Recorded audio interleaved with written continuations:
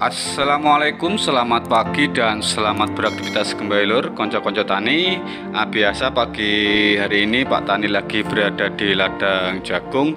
Dan lihat ini tanaman jagung varietas ya, dari jagung NK.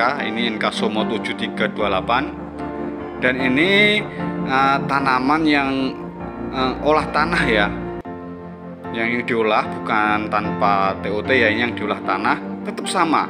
Jadi walaupun yang diolah dan tanpa olah itu, kalau untuk ukuran jagung NK Somo itu mayoritas di daerah Pak Tani itu pakai 90 kali 50 dan kali 25. Nah seperti itu ya.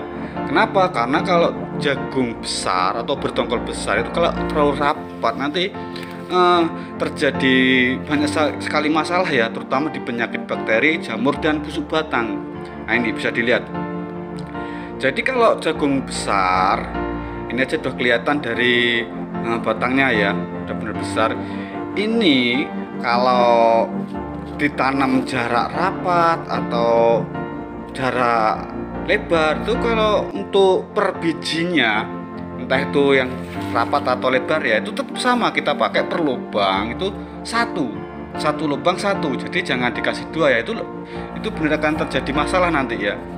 Kalau jagung itu jagung selain NK Somo atau yang lain ya, itu bisa dikasih satu lubang itu kasih 2 biji ya.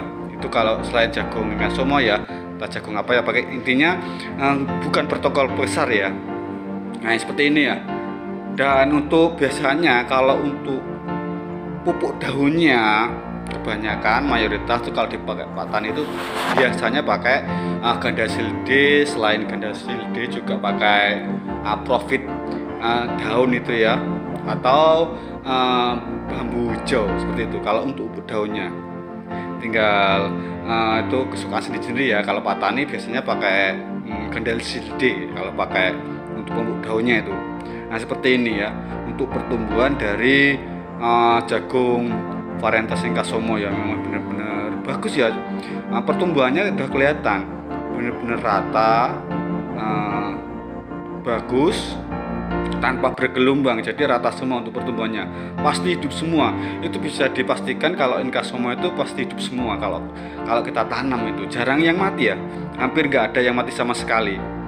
Nah bisa dilihat seperti ini lor ya. Kalau untuk penanamannya, sistem penanaman ini pakai sistem jajar legowo. Nah seperti ini bisa dilihat. Dan untuk lokasinya harus benar-benar bersih dari gulma ya. Kalau untuk penanaman jagung itu harus benar ekstra ya. Nah, ini udah benar-benar besar sekali ya untuk batangnya.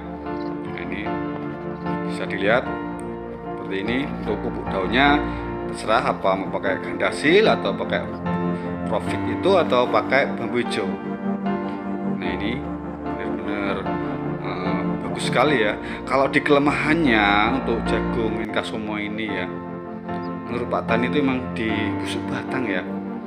Walaupun toh kita pakai waktu pembibitan, waktu itu kita olah pakai apa aja, tetap nanti di usia-usia yang ke 70-an 80 pasti akan terkena busuk batang ini itu. Entah kenapa, saya juga nggak tahu, memang seperti itu. Kalau sekitar umur 80, 90 pasti terkena busuk batang. 70 sampai 90 itu pasti terkena. Nah ini benar-benar rata, bagus sekali. Itu selama Pak Tani ini ya menjadi seorang petani ya. Jadi seperti itu.